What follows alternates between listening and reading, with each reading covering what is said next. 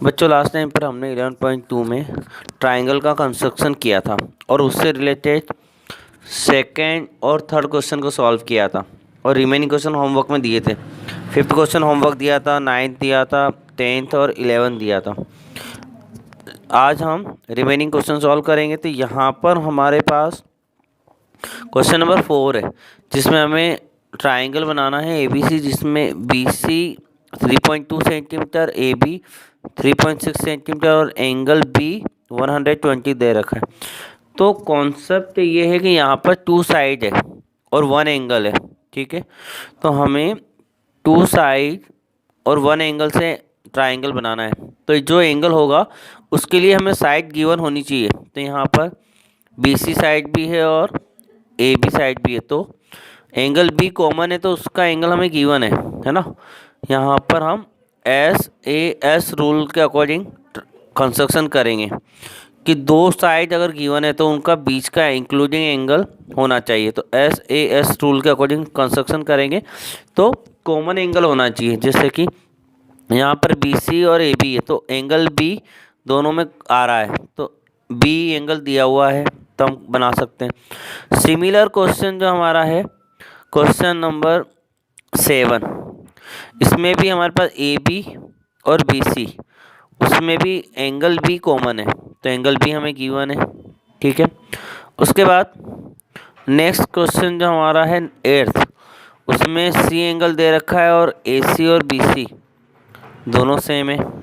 तो यहाँ पर ये जो 3 क्वेश्चन है, एक तो क्वेश्चन नंबर 4, एक क्वेश्चन नंबर 7 और एक क्वेश्चन नंबर 8, ये सिमिलर है। तो हम एक क्वेश्चन सॉल्व करते हैं यहाँ पर और रिमेनिंग आपको होमवर्क में करना है। ठीक है बच्चों, तो हम सॉल्व करते हैं यहाँ पर क्वेश्चन नंबर 7। क्वेश्चन नंबर 7 हम सॉल्व कर रहे हैं और 4 क्वेश्चन को और क्वेश्चन नंबर 8 को आपको सॉल्व करना है। ठीक है, तो क्वेश्चन नंबर 7 में हमारे पास लिखा है construction triangle ABC in which AB equal to 3 centimetre, BC equal to 5 centimetre, angle B equal to 60 degree, find the length of third side. Third side की लेंथ हमें फाइंड करनी है।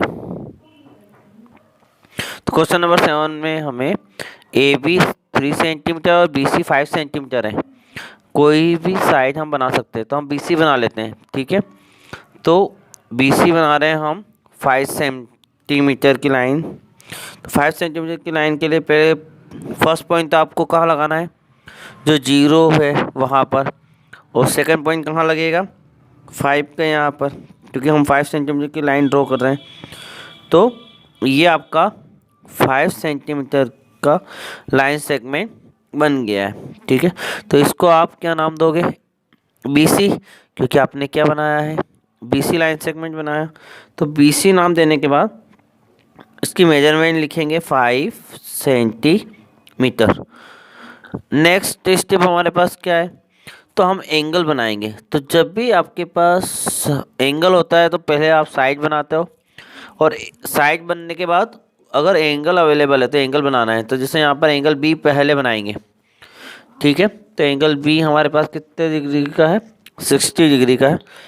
तो प्रोजेक्टर की हेल्प से, ठीक है, यहाँ पर हम प्रोजेक्टर को सेट अरेंज करेंगे B पर, और B उसके बाद इस तरीके से अरेंज कर कर हमें पता है कि लाइन किस तरफ प्रोड्यूस हो रही है, C की तरफ। तो C जहाँ पे लाइन प्रोड्यूस होती है उस साइड से 0 देखते हैं। जैसे कि B पर एंगल बना रहे हैं तो लाइन प्रोड्यूस राइट साइड में हो रही है, तो राइट साइड में 0 कहाँ है, नीचे वाली स्केल पर। तो वहाँ से 60 का एंगल बनाएंगे। तो 60 हमारे यहाँ पर है, तो हम 60 का एंगल यहाँ बना देंगे इस प्लेस पर। ठीक है, तो 60 के वहाँ पर पॉइंट लगा देंगे।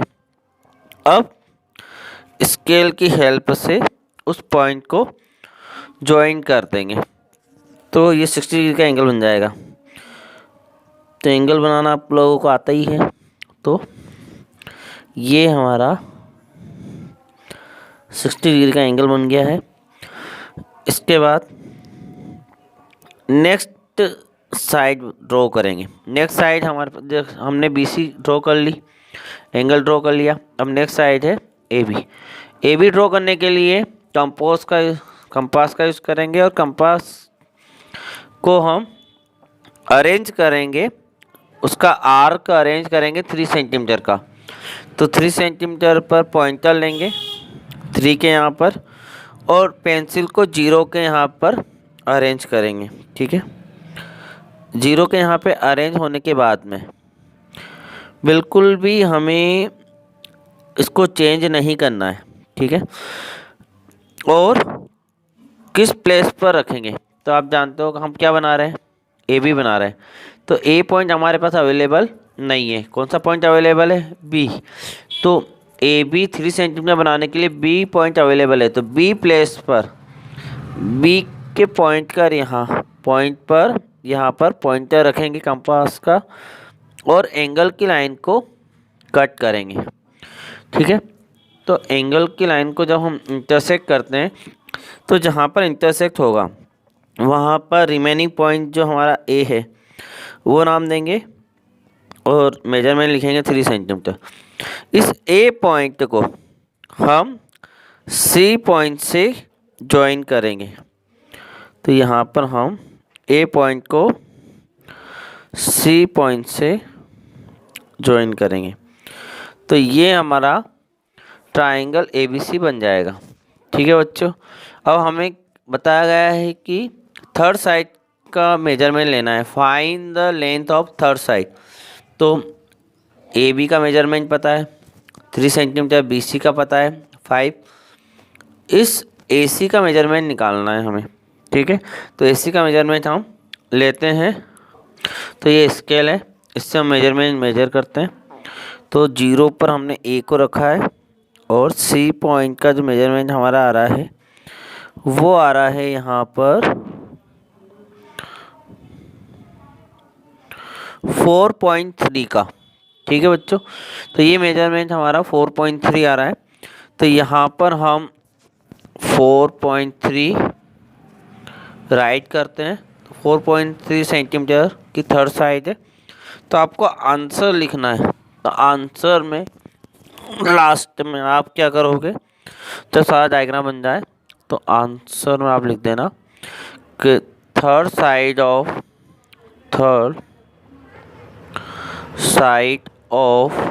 Triangle ABC equal to 4.3 centimetre. Okay, तो ये हमारा आंसर हो गया। तो बच्चों ये क्वेश्चन कंप्लीट हो गया है।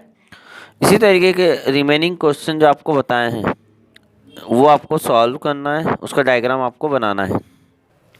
तो इसी तरीके से आपको क्वेश्चन नंबर 4 भी सॉल्व करना है, और क्वेश्चन नंबर 8 भी सॉल्व करना है। उसमें भी हमें 2 साइड और 1 एंगल गिवन है। तो ये हो गए।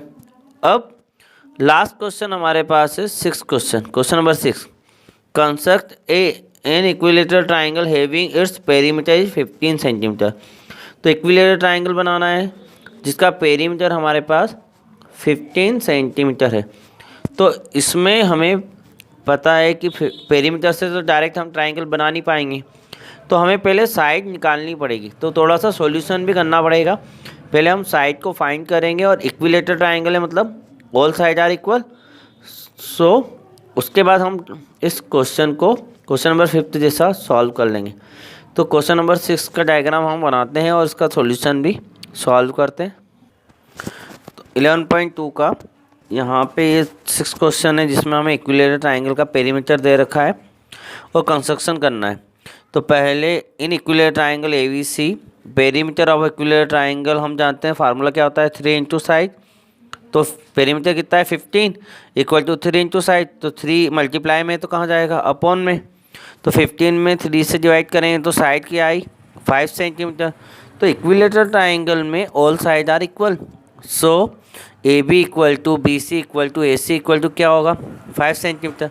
तो ऑल साइड यहाँ पर 5 सेंटीमीटर है। तो जिस तरह से हमने क्वेश्चन नंबर 5 में 6 सेंटीमीटर के लिए सॉल्व किया था वैसा ही हम 5 सेंटीमीटर के लिए सॉल्व करते हैं। तो ड्रॉ करते हैं हम यहाँ पर डायग्राम इक्विलेटरल ट्राइंगल का। सबसे पहले हम 5 सेंटीमीटर की साइड ड्रॉ करते हैं क्योंकि सारी साइड इक्वल है।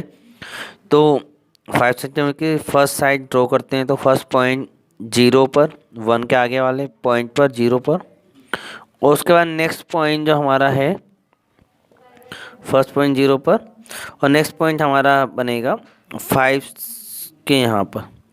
5 सेंटीमीटर के यहाँ पर हम उसको मार्क करेंगे। तो ये हमारा second point line segment construct करेंगे। तो ये लाइन सेगमेंट हमारा 5 सेंटीमीटर का ड्रॉ हो गया है। तो इसे हम ए बी नाम दे देते हैं। A B 5 centimetre. फिर ऑल साइड आर इक्वल, सारी साइड इक्वल है। तो सारी साइड हमारी 5 सेंटीमीटर होगी। तो हम यहीं से इसको मेजर कर सकते हैं। तो बी पर हमने पॉइंटर रखा है और ए पर हमने पेंसिल को अरेंज किया है। ठीक है, तो आप कंपास को अरेंज कर लें कि 5 सेंटीमीटर की लेंथ तक वो आर्क बना ले, वहाँ तक की रेडियस का आर्क हो जाए उस पर। तो ये हमारा 5 सेंटीमीटर तक तो हमने इसको प्रोड्यूस कर लिया है। ठीक है, तो ए से और बी से दोनों से हम आर्क बनाएंगे 5 सेंटीमीटर का, क्योंकि ऑल साइड इक्वल है। तो सारे पॉइंट से जो रिमेनिंग पॉइंट हैं हमारे ए और बी, यहाँ से हम आर्क बनाएंगे 5 सेंटीमीटर का। तो ये आर्क जहाँ पे कट होगा वो पॉइंट हमारा आएगा सी पॉइंट, क्योंकि हम ए बी बना चुके हैं। तो ये पॉइंट हमारा आएगा सी पॉइंट, और इस इंटरसेक्टिंग पॉइंट को हम ए और बी से ज्वाइन कर देंगे। तो इस इंटरसेक्टिंग पॉइंट को हम ए और बी से ज्वाइन करते हैं। तो ये ए से सी को ज्वाइन कर दिया, ए सी बन गया। अब हम सी को बी से ज्वाइन करते हैं। तो ये हमारा बी सी बन गया, और ऑल साइड इक्वल है। तो यहाँ पर हम मेजरमेंट लिखेंगे 5 सेंटीमीटर, और ये भी 5 सेंटीमीटर।